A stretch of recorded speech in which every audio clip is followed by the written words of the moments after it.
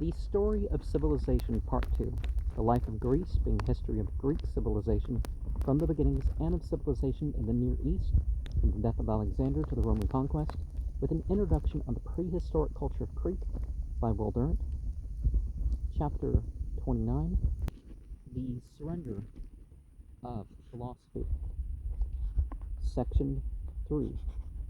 The Stoic Compromise. Since an interesting number of Epicurus's followers interpreted him as counseling the pursuit of personal pleasure, the essential problem of ethics, what is the good life, had reached not a solution, but only a new formulation. How can the natural Epicureanism of the individual be reconciled with the Stoicism necessary to the group and the race? How can the members of a society be inspired to, or frightened into the self-control and self-sacrifice indispensable to collective survival? The old religion could no longer fulfill this function. The old city-state no longer lifted men up to self-forgetfulness, or perhaps really self-remembering in what we actually are rather than our projected self-importance. Educated Greeks turned from religion to philosophy for an answer. They called in philosophers to advise or console them in the crisis of life. They asked from philosophy some worldview that would give to human existence a permanent meaning and value in the scheme of things, and that would enable them to look without terror upon the certainty of death. Stoicism is the last effort of classical antiquity to find a natural ethic. Zeno tried once more to establish the task in which Plato had failed. Zeno was a native of Citium in Cyprus. The city was partly Phoenician, chiefly Greek. Zeno is frequently called a Phoenician, sometimes an Egyptian. He was almost certainly of mixed Hellenic and Semitic parentage. Apollonius Epicurus describes him as thin, tall, and dark. His head was bent one side, and his legs were weak. Aphrodite thought Hephaestus was no better.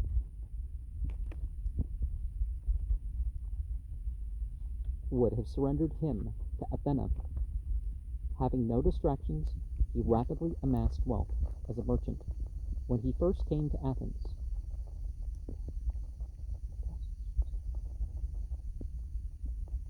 we are told he had over 1,000 talents.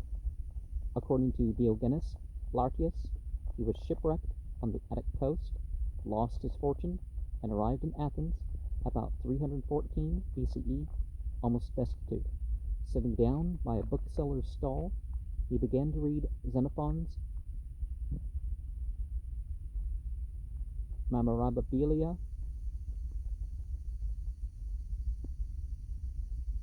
and was soon fascinated by the character of Socrates. Where are such men to be found today? He asked. At that moment, Crates, a cunning philosopher, passed by.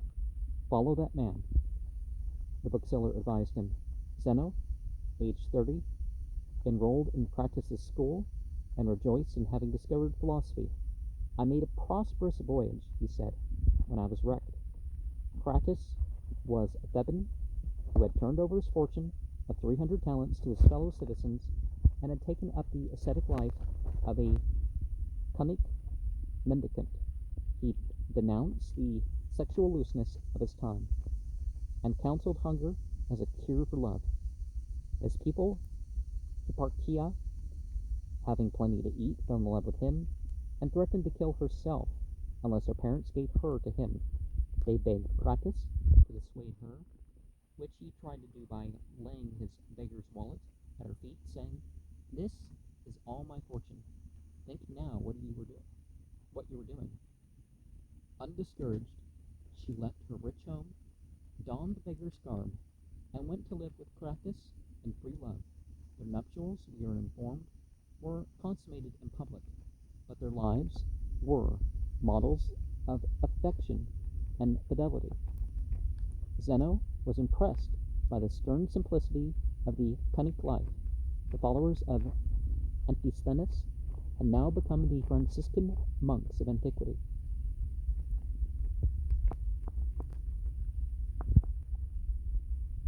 Vowed to poverty and abstinence, sleeping in any natural shelter that they came upon, and living upon the alms of people, too industrious to be saints. Zeno took from the Punics the outlines of his epic. It did not conceal his death. In his first book, The Republic, he was so far under their influence that he espoused an anarchist communism in which there should be no money, no property, no marriage, no religion, and no laws. Recognizing that this utopia and the Punic regimen offered no practical program of life, he left Crates and studied for a time with Xenocrates at the academy. And with Stilpo of Megara, he must have read Heraclitus receptively, for he incorporated into his own thought several Heraclitean ideas: the divine fire as the soul of man out of the cosmos, the eternity of law, and the repeated creation and conflagration of the world. But it was his custom to say that he owed most of all to Socrates, as the fountainhead and ideal of Stoic philosophy. After many years of humble tutelage, Zeno, at last, in 301 BCE, set up his own school by discoursing informally as he walked up and down under the colonnades of the Stoa Poikile, or pointed porch. He welcomed poor and rich alike, but discouraged the attendance of young men, feeling that only mature manhood could understand philosophy. When a youth talked too much, Zeno informed him that the reason why we have 2 ears, only 1 mouth, is that we may hear more and talk less. Antigonus II, when in Athens, attended Zeno's classes, became his admiring friend, sought his advice, seduced him into momentary luxury, and invited him to come and live as his guest in Pella. Zeno excused himself and sent his pupil Persaeus instead. For 40 years, all dates for Zeno are disputed, the sources are contradictory. Zeller concludes to 350 for his birth and 260 for his death. He taught in the Stoa and lived a life so consistent with his teachings that more temperate than Zeno became a proverb in Greece. Despite his intimacy with Antigonus, the Athenian assembly gave him the keys to the walls and voted him a statue and a crown. The decree read, whereas Zeno of Citium has passed many years in our city in the study of philosophy, being in all other respects a good man, it really says that, and also exhorting all the young men who have sought his company to the practice of temperance, making his own life a model of the greatest excellence, it has been resolved by the people to honor Zeno, to present him with a golden crown, and to build him a tomb in the Ceramicus at the public expense. He died, says Lartius, in the following manner: reputedly in his 90th year. When he was going out of his school, he tripped and broke a toe. Striking the ground with his hand, he repeated a line from the Niobe, "I come, why call me so?" and immediately he strangled himself. His work at the Stoa was carried on by 2 Asiatic Greeks, by Cleanthes of Assus, and then by Chrysippus of Soli. Cleanthes was a pugilist who came to Athens with 4 drachmas, worked as a common laborer, refused public relief, studied for 19 years under Zeno, and lived a life of industry and ascetic poverty. Chrysippus was the most learned and prolific of the school. He gave the Stoic doctrine its historic form by expounding it in 750 books. Books can literally be a couple pages, but which Dionysius of Halicarnassus held up as models. of learned dullness. After him, Stoicism spread throughout Hellas and found its greatest exponents in Asia, in Panaetius of Rhodes, Zeno of Tarsus, Boethus of Sidon, and Diogenes of Seleucia. Out of the casual fragments that survive from a once voluminous literature, we must piece together a composite picture of the most widespread and influential philosophy in the ancient world. I feel like there's a problem with my speaking today. It was probably Chrysippus who divided the Stoic system into logic, natural science, and ethics.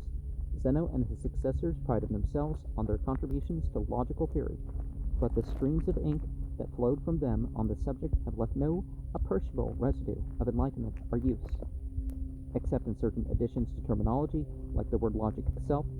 Zeno's pupil Aristo likened logicians to people eating lobsters and who take a great deal of trouble for a little morsel of meat concealed in much shell. And the similar thing can be said of religious traditions that are well preserved, like in Islam, you have the Sufis and some other groups coming up with terms or coming up with rulings and stuff, but did they really advance things, or are they just expressing things hopefully the best way that they thought they could?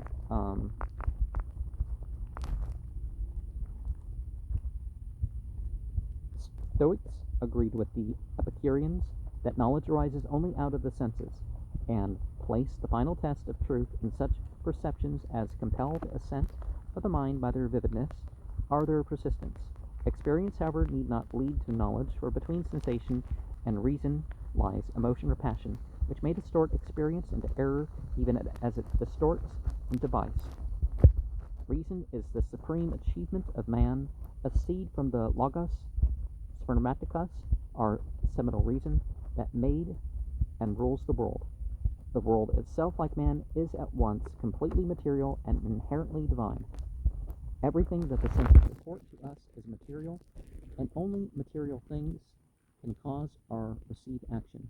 Qualities as well as quantities, virtues as well as passions, soul as well as body, God as well as the stars, are material forms or processes, differing in degrees of fineness, but essentially one. On the other hand, all matter is dynamic, full of tensions and powers, perpetually engaged in diffusion or concentration, and animated by an internal and external energy, heat or fire. The universe lives through innumerable cycles of expansion and contraction, development and dissolution. Periodically, it is consumed in a grand conflagration, and slowly it takes form again. Then it passes through all its previous history, even in minutest detail. We are relieved to learn that some of the Stoics were not quite certain on this point, for the chain of causes and effects is an unbreakable circle, an endless repetition. All events and all acts of will are determined. It is as impossible for anything to happen otherwise than it does, as it is for something to come out of nothing. Any break of the chain would disrupt the world. God, in this system, is the beginning, the middle, and the end. The Stoics recognized the necessity of religion as the basis for morality. They looked with a genial tolerance upon the popular faith, even upon its demons and its divination, and found allegorical interpretations to bridge the chasm between superstition and philosophy. Well, we find that most religions have this different thing. Like, for example, in Arabic, they have the Zahiriya, the explicit forms themselves, the verses as themselves, the Batiniya, which is the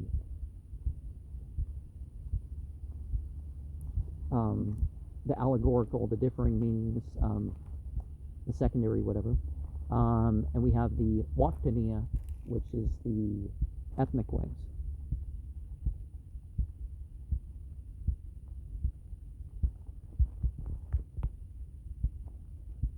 They accepted Chaldean astrology as essentially correct.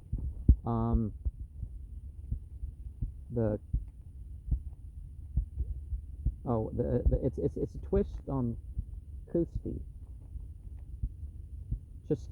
or something like that. The biblical word is basically saying, oh, these are the people who pray 5 times a day in this ritual way. And it's like, yeah, so, but they came up with that. Chaldean comes from that.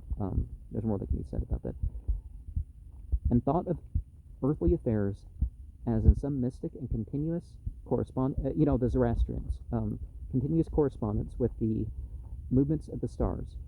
One phase of that universal sympathia by which whatever happened to any part affected all the rest, as if preparing not only an ethic but a theology for Christianity.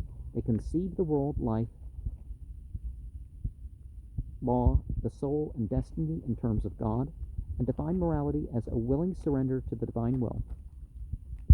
That's also connected to our word for Islam, submission, surrender, and, to God.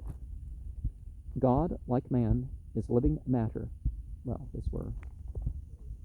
there's a difference there. The world is his body. The order and law of the world are his mind and will. The universe is a gigantic organism of which God is the soul, the animating breath, the fertilizing reason, the activating fire. Sometimes the Stoics conceive God in impersonal terms. More often they picture him as a providence designing and guiding the cosmos, with supreme intelligence, adjusting all its parts to rational purposes, and making everything redound to the use of virtuous men. The Antes identifies him with Zeus, and in monotheistic hymn, worthy of Akhenaten, are Isaiah. What is it? Ants and Aten and Yeshaya. Or is that how you pronounce those 2 names? Thou, O Zeus, art praised above all gods. Many are thy names, and thine is all power forever. The beginning of the world was from thee, and with law thou rulest over all things. Unto thee may all flesh speak, for we are thy offspring. Therefore will I raise a hymn unto thee, and will ever sing of thy power. The whole order of the heavens obeyeth thy word, as it moveth around the earth, with little and great lights mixed together. How great art thou, King above all forever! Nor is anything done upon the earth apart from thee, nor in the firmament, nor in the seas, save that which the wicked do by their own folly. But thine is the skill to set even the crooked straight. What is without fashion is fashioned, and the alien akin before thee.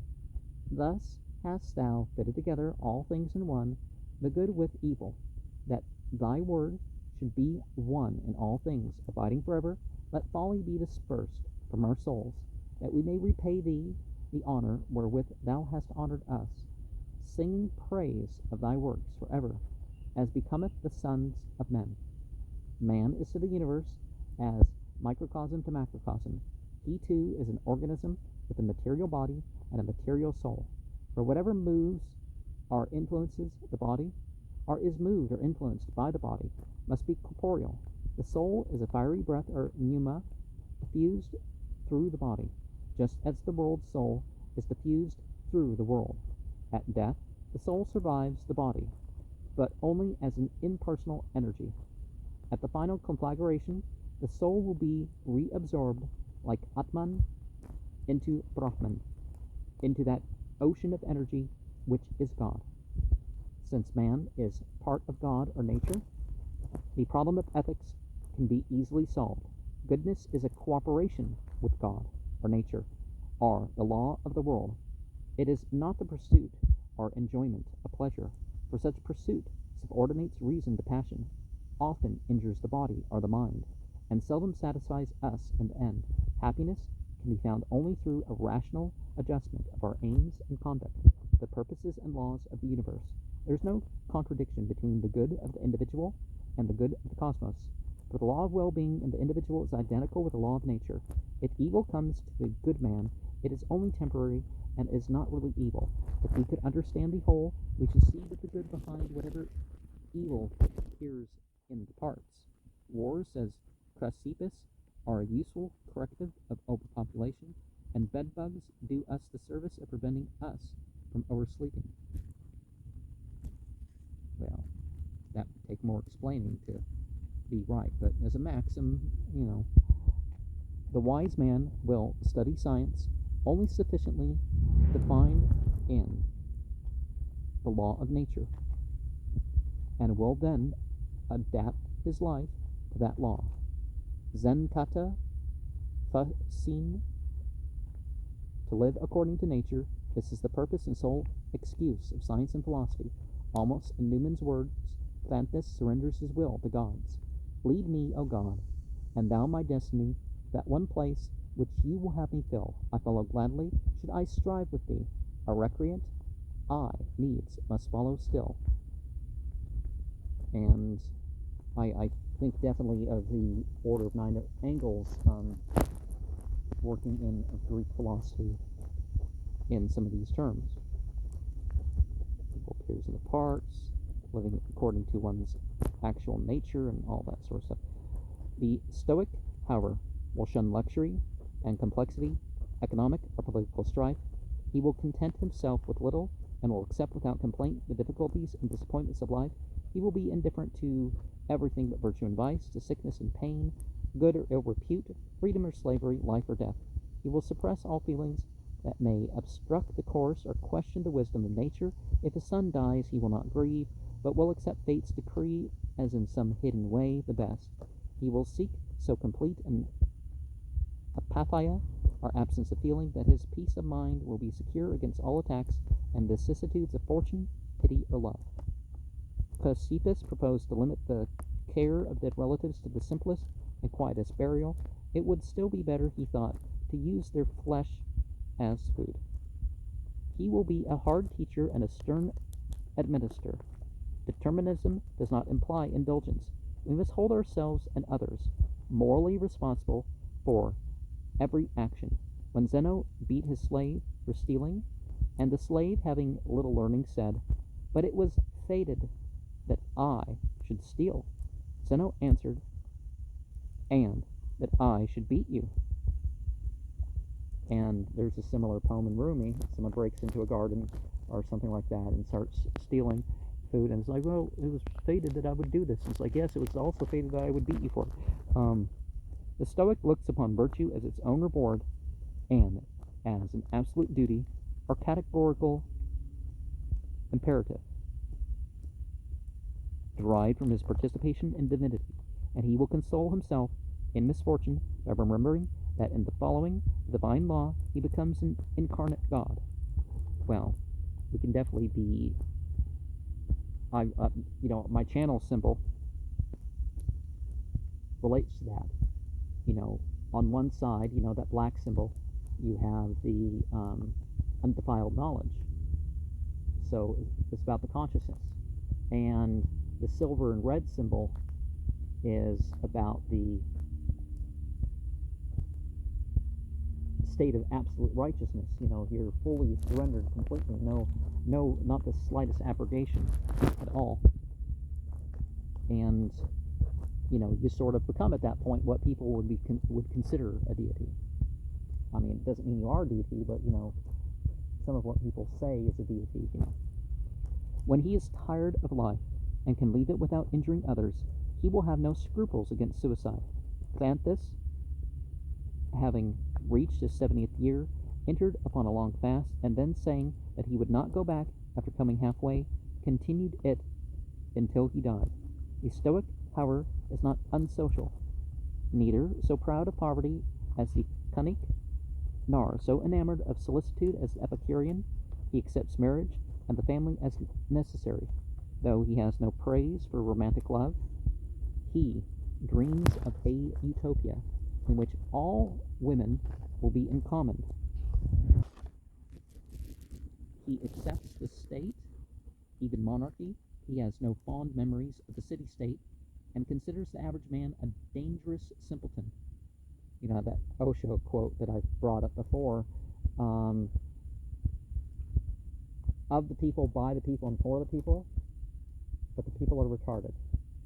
And, well, labeling it with a mental illness would be excusing people, but, it's that sort of idea. He prefers the Antigonides, the king mob. In truth, he cares little for any government. He wishes that all men might be philosophers, so that laws would be unnecessary. He thinks of perfection not as Plato and Aristotle did, in terms of the good society, but in terms of the good man. Well, some of that has similarity to Aleister Crowley, doesn't it? He may take part in political affairs and will support every move, however modest, toward human freedom and dignity. But he will not fetter his happiness to place or power. He may give his life for his country, but he will reject any patriotism that hinders his loyalty to all mankind.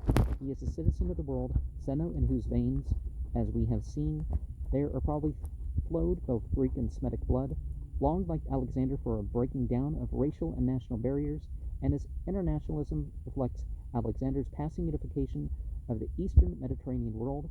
Ultimately, Zeno and Chrysippus,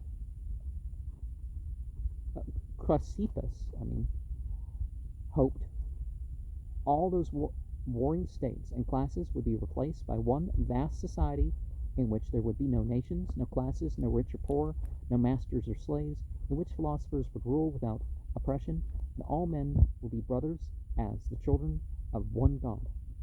Stoicism was a noble philosophy and proved more practicable than a modern cynic would expect. Well, modern people used to say cynic, but it brought together all the elements of Greek thought in a final form of the pagan mind. Well, it just means non-Christian about pagan, I would think. To create a system of morals acceptable to the classes that had abandoned the ancient creed and thought it naturally won only a small minority to its standard. Those few were everywhere the best. Like its Christian counterparts, Calvinism and Puritanism, it produced the strongest characters of its time. Theoretically, it was a monstrous doctrine of an isolated and pitiless perfection. Actually, it created men of courage, saintliness, and goodwill like Cato the Younger, Epictetus,